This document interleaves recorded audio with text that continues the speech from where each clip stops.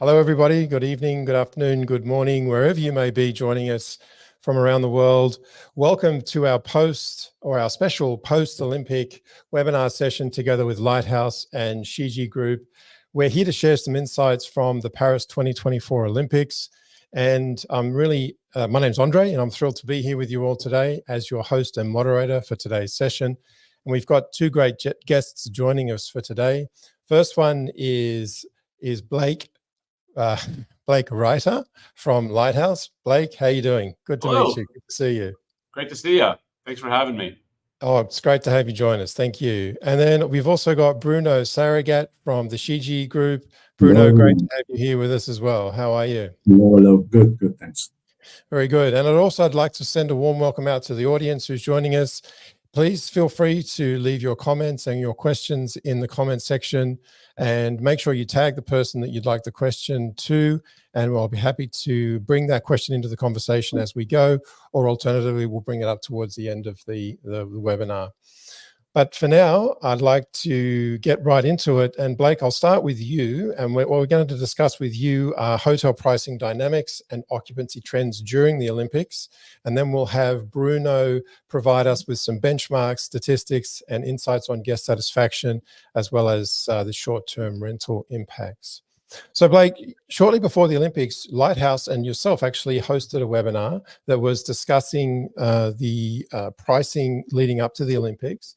And in that session, you discussed the significant drop in the advertised pricing that was leading up to the actual games. I wanted to ask you, what were the factors that influenced this, and how does it compare to previous events? Yes, thank you. It was a very, very interesting pricing curve that we'll kind of walk through right now. So what we see here, this on the screen is a pricing curve starting at the 350 days of lead time window. So right over here, this is if you're booking 350 days before a given date within that Olympic window of 2 weeks. And then it kind of tracks all the way as if you're booking on day zero. So this would be, I'm booking on the day of travel. So that's what we're kind of looking at. And what we see here is the peak was right around here, right around that day 335, 333. That was our peak, okay? And you can see the peak was around 530 euros, and then it leveled off, and then right around 180 days out, 6 months before, it just kind of gradually just melted away that rate. So a few reasons why we think this is. At first, Olympics is coming up. There's tons of optimism, okay? There's, it almost seems like demand is unlimited to an extent. Group requests are coming in that may or may not materialize. But hotels, as a result of the, seemingly unlimited demand, they price their hotels pretty high, as we see where they were about a year out from the games. Interestingly enough, we actually know that some hotels even closed their distribution kind of earlier in that sales life cycle to keep their inventory, available for more opportunistic sales closer to the games themselves. So as a result, you ended up having a lot of people waiting on the sidelines, not booking accommodations, basically seeing how things would develop. And I know we're going to get to occupancy on the books shortly, but, people are really just kind of standing and waiting to book rather than locking in their reservation at a high price. So that just kind of led to a ton of inventory on the market as the games kind of approached. A couple other things to consider. I'm going to quote Slate right now, but they indicated that 62% of ticket buyers for the Olympics were French. So perhaps hoteliers were also anticipating more international inbound travelers to the games. And then you couple this with this massive increase of short-term rental supply, which I know I'm getting ahead of myself. I know we'll get to, but it really just created this environment that made it, difficult for hoteliers to really, drive pricing. So, what we see, at a certain point, right around this 6 month mark, so call it day 185, 186, 6 months before that opening ceremony, tons of inventory available, demand not as high as expected, maybe some groups canceled or just didn't materialize, and that early optimism didn't happen or just didn't materialize. So that's really when the rate correction kicked in. Because at this point, you're a hotelier, you're sitting 6 months before the Olympics with a largely vacant property. So hoteliers, had to pull the lever that would generate heads and beds, and that was price. So that's kind of what you see here. What do you think the factors are compared to, for example, previous other Olympics? Blake, are we seeing similar type of trends, or was this really kind of like an unusual event? Yeah, I mean, that's a great question. And what's kind of ironic is that, so our company, Lighthouse, previously known as OTA Insight, Yep. we were founded as a result of this very phenomenon at the Olympics in 2012. So it is repeating itself to an extent. Basically, in 2012, our founders, before they founded the company, two were living in London, and the third founder was living elsewhere, wanted to come to the Olympics, bought a ticket. This was, a good amount before the games started, was looking for a hotel room, and they were all very expensive. So he hit up his friends who were living in London and said, "Could I crash on your couch? I don't want to spend these prices." They said, "Sure." And then not too long before the games, a few weeks before the games, so now much closer, he went back onto the internet because he caught word that some other people were going and getting good prices. So then all of a sudden he saw that the rates were very low. They were way lower than they were months back.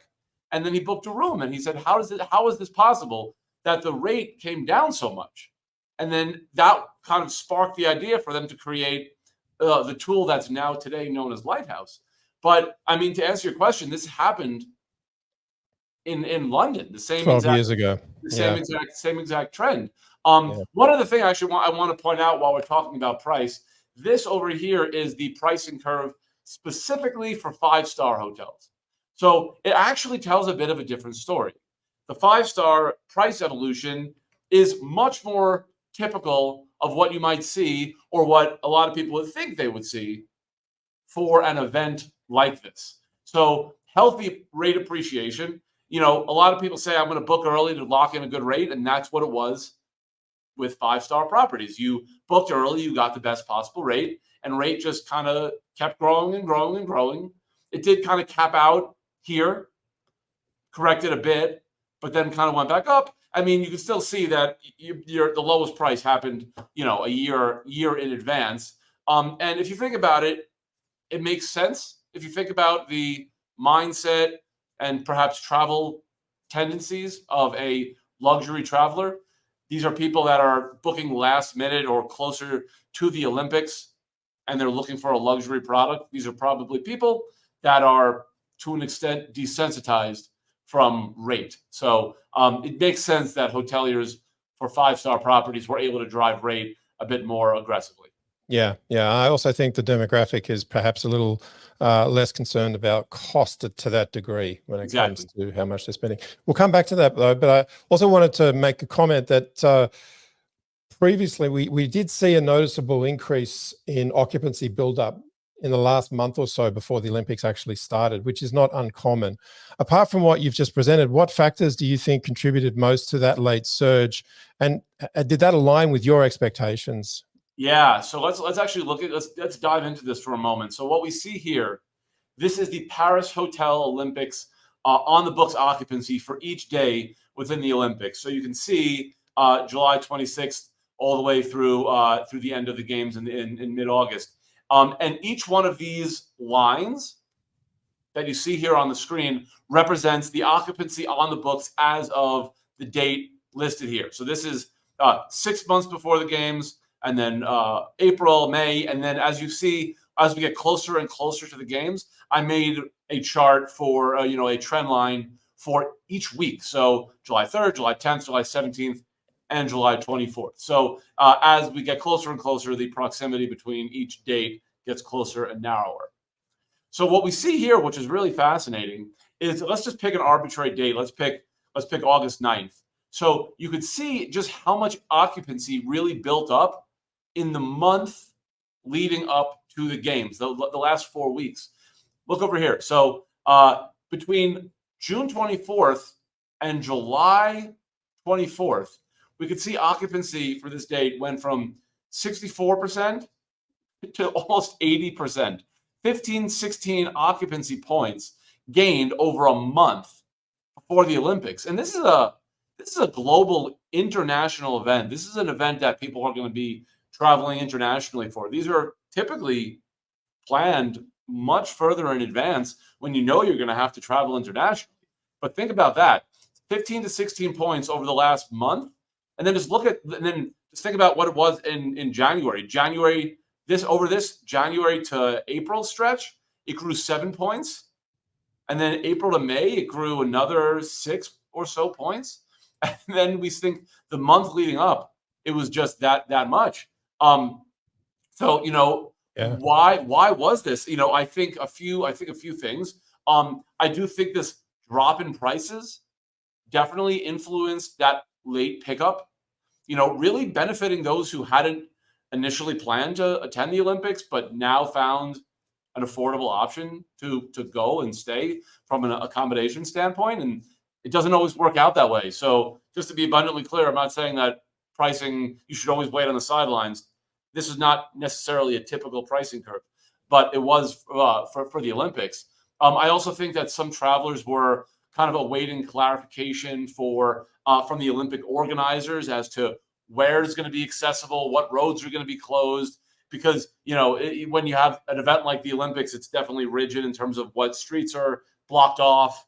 And people want to make sure they knew where that was going to happen before they actually opted to book. I also know a significant number of secondhand tickets were released fairly last minute, either by people who were unable to travel or by brokers who typically, handle these types of events. So I think that also led to this late spike. And then lastly, I just want to point out, and we talked about this a few minutes ago, but if you're a revenue manager or you're a GM and you are overseeing a property, you want to maximize your RevPAR for this event, this global event that's probably may not happen again in your lifetime in your home city. So this is 6 months out. This is 124. Okay. You could see here that occupancy on the books is largely hovering around the 40% mark for every day. Obviously they crossed 50 over here and they were as low as 29 over here, but this is 6 months out. Okay. What do you do if you're a hotelier and it's 6 months out and your occupancy is you're staring at a 40% on the books occupancy for the Olympics? You cut rate. And that's exactly what happened. Look here. This is the rate was largely stable here, going down a little bit, but stable for the most part. And here, 180 days, 6 months, like clockwork. All of a sudden, they realized we're not going to fill our rooms at this rate. So that's when the rates have started coming down and coming down. That's what happened. What was the size of the drop? It seems like it was quite heavy. And was that relative to the occupancy or what was on the books? Was it comparable or was there a noticeable area where it was strikingly more? Sorry, can you repeat that question, please? What was the drop compared, like the rate percentage drop at that particular time as well? Was that the same? Was it in line with the occupancy as the what was on the books was going down? Yeah, so you can see here we're at 505, and by the time that the Olympics happened, it bottomed out around 274. So not quite half, but whatever that number will be, 80-ish%, something like that. I think at the end of the day, we were in a situation where hoteliers probably they underestimated the price sensitivity of Olympic customers. They think it's the Olympic Games, we can really drive price. People are going to pay whatever, but I don't think that was actually the case. I also think there were probably some concerns about security threats in Paris that might have discouraged people from visiting. And case in point, we saw what happened right at the start of the games. I know that a lot of tickets were also distributed, like I mentioned, locally to French-based company members that don't necessarily require accommodation. That's more anecdotal, but just from conversations we had with people in the market and operators in the market, and obviously short-term rentals. I think that played a big key, which I know we'll get to. Yeah. I'm wondering as well, is there a type of a herd mentality here as an issue for the hoteliers? Obviously, the Parisian hoteliers would have been watching what their competitors are doing.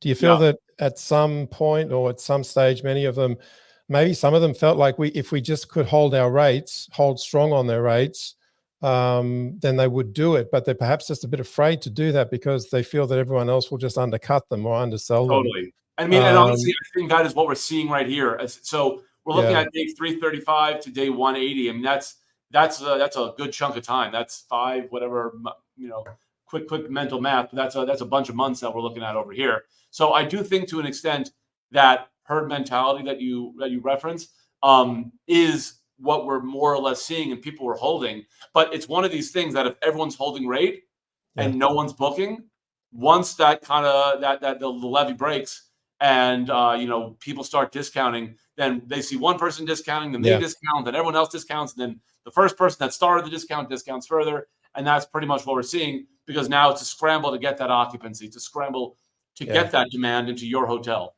Yeah. And at the end of the day, I guess the hotels are only willing to play chicken for a certain period of time. That's exactly right. Yeah. Okay, great. Next one I wanted to ask you was, before the game started, you highlighted the dramatic rise in the supply of short-term rentals, and you just mentioned it as well. How do you feel that this affected the pricing strategies and the occupancy rates across Paris? Yeah, that's kind of the this is what's kind of lurking in the background. So what we have here is the short-term rental supply evolution for Paris, and I pulled it back as far as January of 2019, so you can really see just how stable, for the most part, short-term rental supply had been in Paris, leading up to the games. I mean, we're talking January 2019 all the way through this kind of flexion point in February of 2023, 4+ years.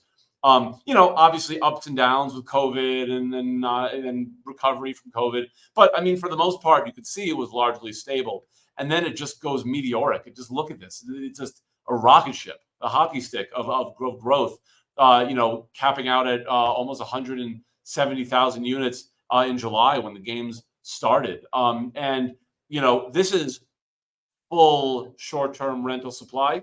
So this is inclusive of everything from studio apartments all the way through your massive mega, big 5, 8, 10 bedroom kind of units. So what I also wanted to do was kind of isolate the 1 bedroom and studio. So these are going to be the ones that are most comparable to a hotel room. These are going to be the ones that, someone might just want a little more space in a kitchen, but more or less similar to a hotel room. And you can see here again, same deal, stable. And then again, that February 1, that's when it starts. And you can see, it more than doubled, close to tripled, between 41,005 to 103,003. I mean, that's a huge spike.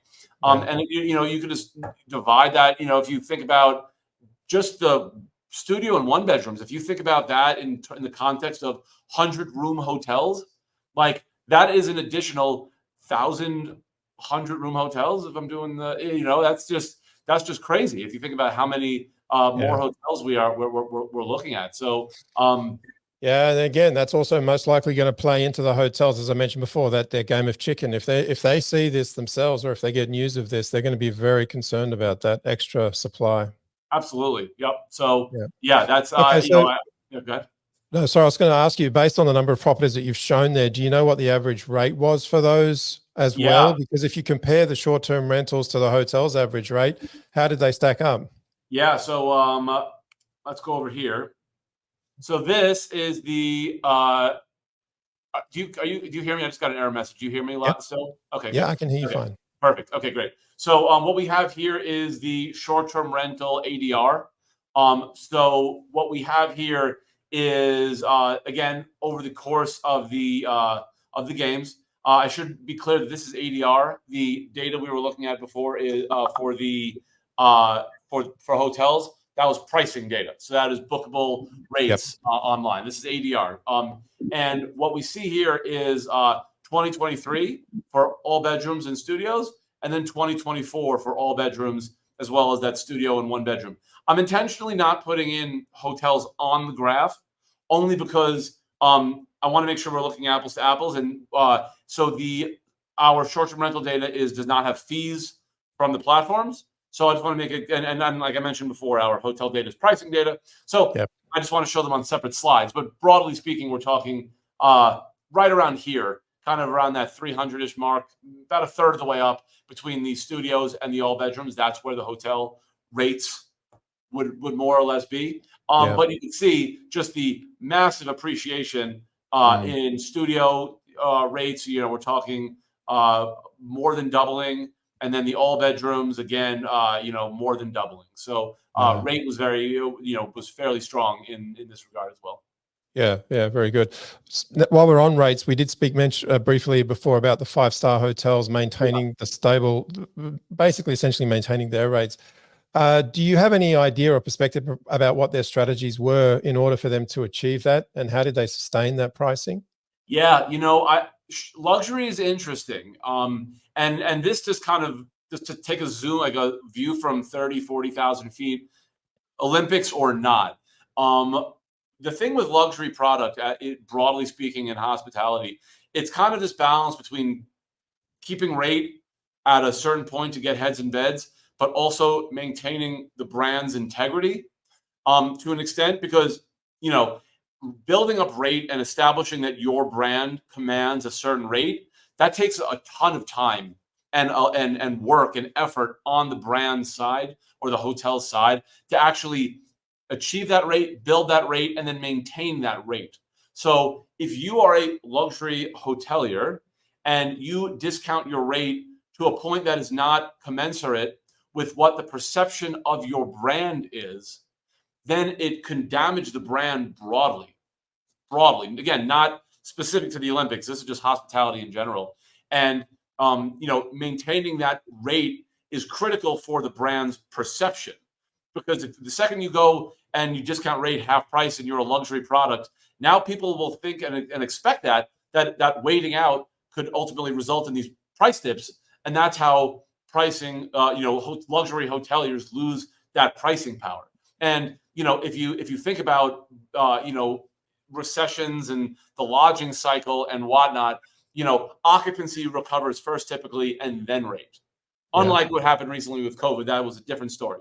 But broadly speaking, if you look at the cyclical nature of hospitality, demand recovers, then rate. Rate always takes longest to build up. So there's a lot of goodwill built into brand pricing. So to bring it full circle in terms of the Olympics, I do think with luxury, they know that their traveler will, if your target is a luxury traveler and not a discount traveler, you're going to hold rate because you know your traveler, your clientele is going to come.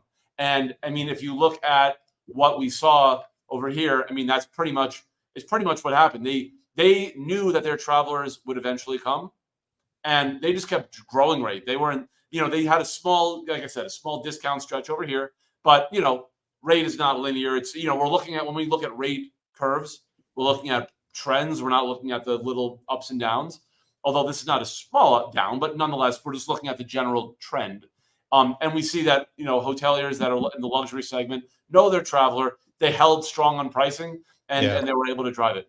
Yeah, I mean, with all respect, it seems as though they just do a better job of being able to hold strong. Yeah. And I feel that they're perhaps also not threatened as much as lower rated hotels would be by the extra supply in the Airbnb type of property or the short-term rental properties. Yep. But you know, is there? I mean, obviously it can be done, right? So the 5-star brands are showing it's possible to hold your rate.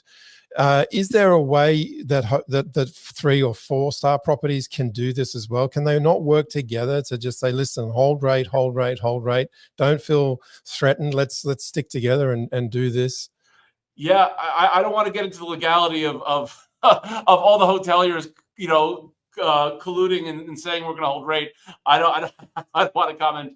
I don't want to comment on that because I don't know how much that's allowed. But I mean, broadly speaking, you know, I think at the end of the day, with something like this, I think they really tried to hold rate as long as possible. I mean, if you just switch back to this curve, you know, we're still about, you know, this is a year and this is a half year. So, you know, you have this little bit of appreciation up here right at the start of the curve, and then it just kind of held. So I do think to an extent there was, maybe an unspoken, like, listen, guys, we have the Olympics.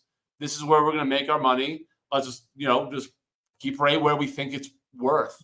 And honestly, I think at the end of the day, it was probably some combination of people waiting on the sidelines and just realizing that, I think they assumed that customers were perhaps less price sensitive than they actually were in this regard. I mean, and if you think about it also, I mean, a lot of people are probably potentially coming for a little bit of a longer trip. If you're making an international trip for the Olympics, you may be staying for more than a night or two. You may be staying, for a week or 5-6 nights if you're making that distance of a travel international trip.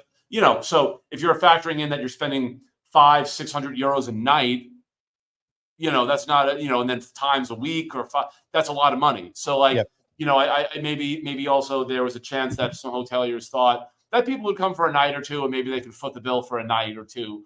But maybe the from an average length of stay standpoint, it was they weren't factoring in how many nights people would have to spend that much money. Yeah. Okay.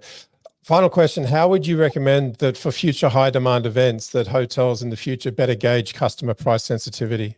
Yeah. I mean, I think at the end of the day, it just comes down to looking at the past, just knowing that this happened in the London Olympics, data like that, like saying, okay, this happened once before in London, in Europe, in a similar, obviously different city, but a similar type of, global destination, tourist, massive demand type city in Europe. Looking at the past and knowing what the booking tendencies are of your customer.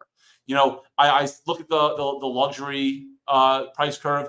That is an example of a segment where they know their traveler profile. They know when they're booking. They know how soon or how far in advance those booking numbers are coming in. So, really just understanding the historical tendencies of your market, and really understanding what they're willing to pay just by looking at previous events of comparable grandeur, knowing how much above your standard rate they were willing to pay for that event, and then really just comparing and contrasting. How does this event differ from whatever the previous event was where we were able to charge XYZ? And then kind of go from there, factoring in, obviously, like I mentioned, length of stay, because obviously if it's an event that's going to command 5-6 nights, and then you're doing 5-6 nights times 500 euros, that's 3,000 plus euros just on lodging before you get in food and transit and all that stuff. So just thinking about all the different factors that go into a traveler's mindset before and while booking, I think would really be the key to maximizing RevPAR in a situation like this. Yeah, great. All right, wonderful. Thank you, Blake. That was very enlightening, and I appreciate you taking the time to go into the detail for us on that one. Thank you very much. Okay, Bruno, over to you. Yes. Now, you've analyzed the data comparing Paris to other capital cities over the last few years now. Yeah. I'd like to find out, maybe for starters, what did you observe, or what trends have you observed, and how did Paris's performance during the Olympics stand out to you particularly? Yeah. Let me share my screen. Got it up there for you. Yeah. Okay. Thank you. Yeah. I mean, the first thing would be like, we found the Paris case very compelling, because if you think about it, there are several reasons as to why a city would want to host such an event of the magnitude of the Olympic Games. And in some of the cases in the past, it was like for Barcelona to be put on the map. In other cases, it was for Tokyo most recently to diversify the tourist arrivals. But for Paris, none of that applies, because Paris, I mean, was in 2023 the second most visited city in the world, almost 20 million tourist arrivals, and also it is known worldwide, so all across the world. And that makes it really compelling to see what effect the Olympic Games had on the city.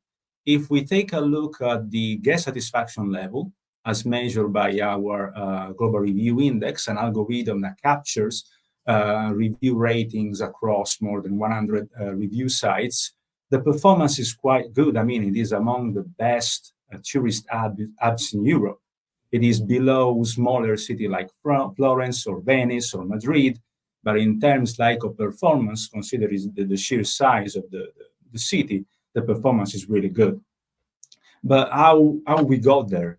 So if we look at the second slide, you can see quite clearly that from 2021 to 2024, we see an improvement in terms of satisfaction level. And another thing pretty interesting is that as opposed to other cities in Europe, we see that during peak season, which in Paris happens coincidentally in August, like the Olympic Games, the performance does not drop. If anything, it goes up. This is testament to the overall quality of the hotel industry in that city, which is really good. And you see also that towards the end of 2022, there was a trend reversal in Europe, which Paris benefited from. And then that led Paris to achieve a better result in August 2023, but even better in August 2024. So the performance in terms of sheer guest satisfaction level did not budge at all, which is, again, very, very interesting and a testament to the quality of the performance of the city. Just before you move on to that slide, I have a quick question. It's really interesting to see that increase, especially from the August of last year to this year. If you were to put it down to three elements, Bruno, what would you say would be the three key elements that's driving that increase? This is a European trend. So what we saw is that there are some kind of key aspect of the guest journey. And one of them is the room, the other one is the staff experience. And overall, though Paris lack a bit in terms of room, we'll see a bit later on, in terms of staff, establishment, and experience is excellent. So that surely improved year over year after the pandemic. And that led Paris to be able to gain and to grow this satisfaction level to an excellent 85.3 in August 2024. And I find that drop at August 2022 very curious as well. Do you have any data or any idea why there was such a drop there? Not specifically about that. I would say that usually what we saw is that the trend reversal upper right around October. So there was probably a shift in the guests in the trip type and things like that probably led to a kind of decrease in price, less expectation, and probably that led to the trend reversal to start and to kind of grow month after month, pretty much month after month, definitely, yes. Okay, great. If we break things down into the star categories, we see that the performance improved for all of the three star categories, which is, again, another way of showing how good the overall performance in August and between July and August was for Paris, because you can clearly see that they got better and better between 2022 and 2024. Another way of looking at the data is to kind of try and look at the correlation between the positive and negative mention that our assistant is able to differentiate and correlate this with the rating that was given to the reviews the comment was attached to. And of course, like on the positive, as I said, you see an excellent performance in terms of staff, experience, establishment. And of course, like one of the key aspect of any guest journey is the quality of the room. In that case, that was a big minus. But of course, that was like one of the few, and the performance, again, cleanliness, establishment, and value are those who are being kind of subtracting to the overall experience. But there are so many pluses that the performance, again, was able to grow. But probably the most striking thing is to look at the review volume, because the forecast said that Paris would have hosted, thanks to the Olympic Games, 10 million visitors. And you might well expect that you kind of see a spike in the review volume. And instead, if anything, like the review volume got back to the post-pandemic level, like August 2021, which is really surprising.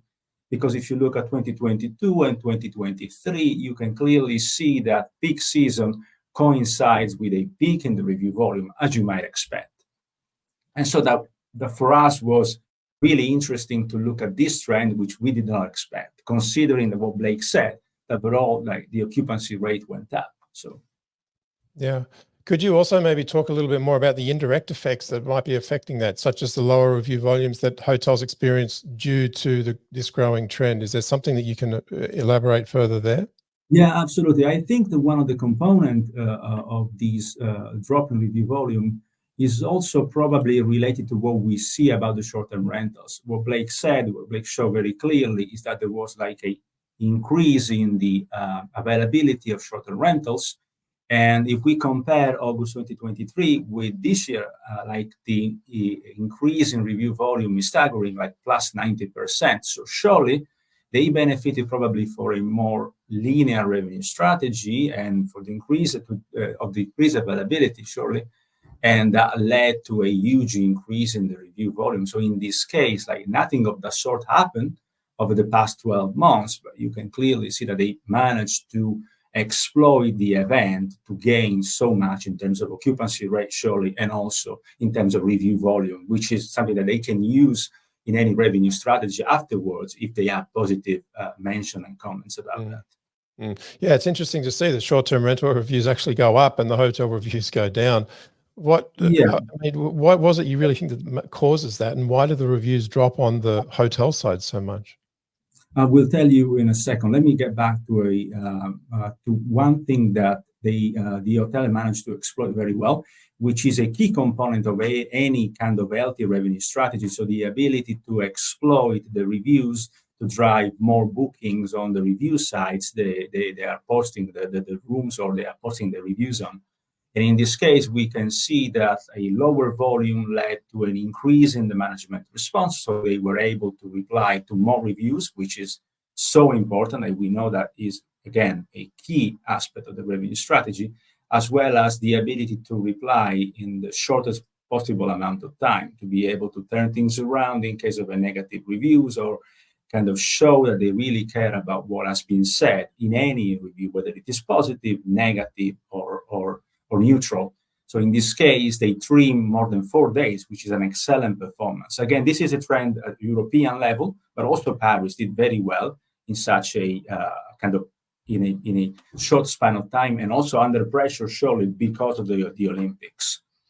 But another thing that happened is probably that we didn't see as much of a difference in terms of displacement. All of the 3-star categories had a huge drop in terms of internal market. So reviewers from France did kind of go down, as well as other kind of from Italy and a market outside of Euro like Brazil and Australia.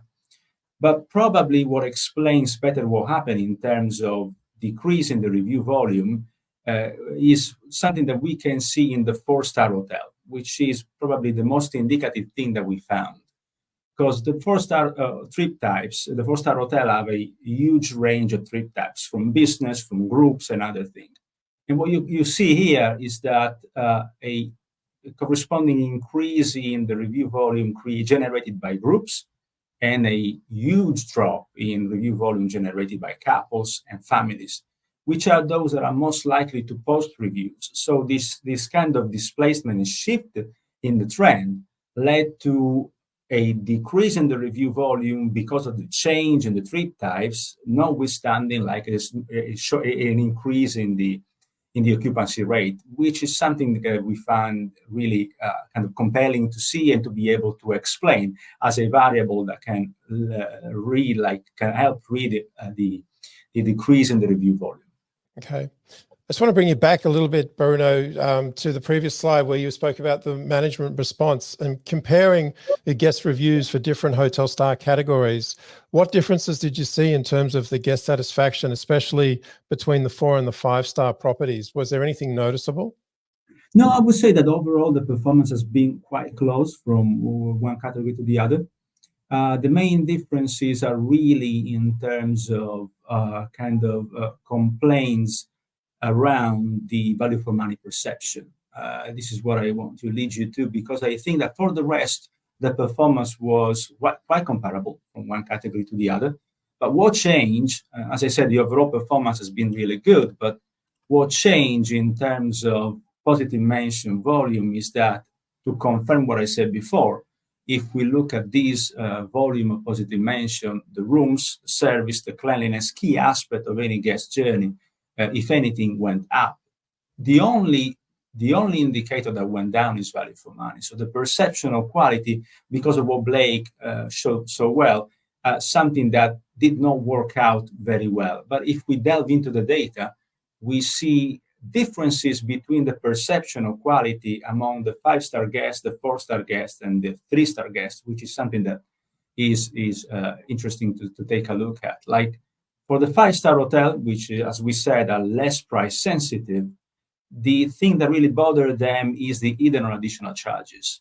And they found these pretty surprising, that any kind of additional thing that they were asking were so expensive, they weren't expecting that. So that bothered them a lot. And you see that this is a huge chunk of the volume of negative mentions. A bottle of water, €5 or €10, things like that. They were kind of outside any idea that they had of the price of any additional thing that they were buying.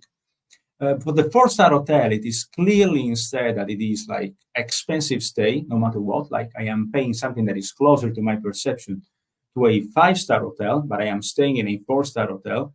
And I clearly understand that it is a price gouging. And this is something that, in a way, upset the guests. And this is why the decrease in the value for money perception. For the 3-star is even kind of clearer, because you can clearly see inflated pricing, special Olympic rates. This is what they have done, and we don't deem it to be too fair to a degree, notwithstanding the fact that the overall perception is excellent because the satisfaction level went up. But probably the botched revenue strategy that Blake highlighted for the 4-star and the 3-star hotels led to a sort of kind of misunderstanding between guests and hotels. Whilst for the 5-star hotel, who had a more linear strategy, the performance was kind of, in a way, affected by the additional charges. So the total revenue strategy probably was a bit wrong. Okay. How did guest satisfaction vary relative to the prices paid during the actual games? Were there any noticeable trends or any anomalies that guests refused based on the rates that they were being charged? No, I would say that the amount of time was so short, like the performance has been crystallized like towards the end of August. And it was pretty much the same all across the day that the Olympic Games were on. Definitely, yes. Okay. Did you also mention, I'm not sure if you picked it up before, but did you mention what the percentage of total mentions was for the value for money? Is there a percentage in terms of all of the data that you've had that can represent that? It was the 5th most mentioned category among our guests, and the guests that we managed to include in the sample. And surely it is an integral part of the guest experience, not the most important, because as we said, overall the performance went up. But surely the revenue strategy in a way affected the performance. And this is one of the suggestions that we can give, that to add more clarity on any kind of strategy and have a sound revenue strategy that you can explain, because surely seeing the price going down like is something that may bother the guest to go at a higher rate. Okay, great.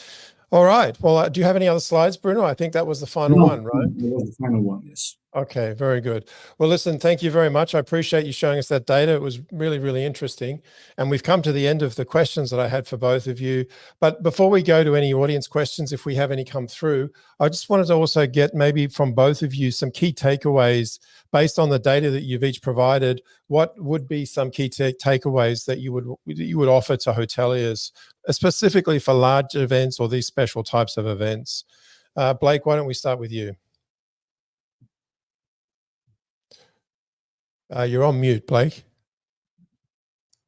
Thank you. There you go. Gotcha. I would say key takeaways as it relates to event management is just understanding the historical tendencies of your traveler, understanding the historical tendencies of the events that we are specifically looking at. If you've never hosted an event like this, finding comparable events. So, in the event of the Paris Olympics, obviously looking at other Olympics or whatever the plural of Olympics would be. But, if not that, take a look at what else might be comparable or most similar to whatever the event is. And also, again, if your city's never hosted it, find a comparable city that has hosted it. Cities with similar, room counts, similar types of supply characteristics, similar types of traveler profiles, because, most markets have other markets that are at least somewhat similar in terms of the types of people that go there, the types of demand generators that are located there. Comparable data is your best friend when looking at events like this, or similar events. And, while the past doesn't always mean that that's what's going to happen in the future, it definitely gives a good proxy to go by. Perfect. We actually have a question for you come in from Paola. I'm going to mess this last name up. I do apologize. Cinquegrani. I hope I got that right, Paola. Do you think the drop in pricing is also related to the different market segments involved and maybe to more inventory coming back to hoteliers' hands? Example released by the Olympic Committee. And 2, do you see any variance in terms of hotel pricing throughout the different days? So the first part, do you think the drop in pricing is also related to the different market segments involved? Yeah, I do think so to an extent. Obviously the luxury segment was able to maintain and drive the pricing that we saw. So I do think to an extent, as people decided they were actually going to make an accommodation decision, it probably fluctuated a bit just based on at what point they were in the booking life cycle, the pricing life cycle, as well as where the games were in terms of logistics and ticket distribution. So I do think it was definitely a bunch of factors kind of at play that kind of intermingled based on when the traveler was making their booking decision. As far as variance over the course of the different days, there was a bit. The pricing curves that we were looking at were aggregate. So to be clear, if we picked a day 180, that would mean 180 days before each individual day within the Olympics. So it was the 180-day lead mark for every day. I do think that the weekend days largely had a bit more of a spike, especially kind of the opening and closing ceremonies. Also had a bit of a spike. So yeah, there was some variance over the course of the different days. But for the sake of looking at just broad trends, we aggregated. Okay, great. Thank you. And thank you, Paola, for the question. That's great. Okay, Bruno, final key takeaways from your side. Well, I would say that overall, the Paris hotel industry performed surprisingly well, considering surely the stress the operatives were under in that period. The only thing I would say is that to have mainly for the 4-star and 3-star hotel, a sound revenue strategy, so something that you can explain and you can justify. And for the 5-star hotels in this day and age of total revenue, to have something that in a way is latched on to the price of the room, not just like to try and use the additional charges or hidden charges to try and gain something that probably is outside of what they may think they should pay for that additional service of things.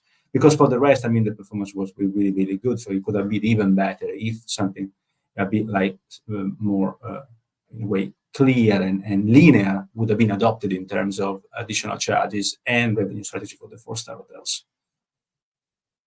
Okay, very good. All right, now just final point here before we wrap up. In terms of getting in touch with both of you, Blake, you've got here, I'll bring it up onto the screen, QR code. So if anyone's interested and wants to get to learn and understand more about Lighthouse and the services they offer, or would like to contact Blake, you can do so by scanning that code. So I'll leave it up there for a few seconds longer. And Bruno, from your side, to contact anyone at Shiji, what's the best way for you people can to get in touch with our customer success team, definitely, yes. Okay, so customer success team for any further information from Shiji Review Pro. All right. Well, gentlemen, I think we'll wrap it up there. That's the end of the session for today. Thank you both so much for joining us. I really enjoyed having this conversation. I think it was really enlightening. And I just want to thank also the audience for joining us and for the question. Paola, thank you so much. Yeah, Bruno and Blake, thank you. Thank you. Thank you. Thanks for having me. Okay, guys. Until next time, it's bye for now.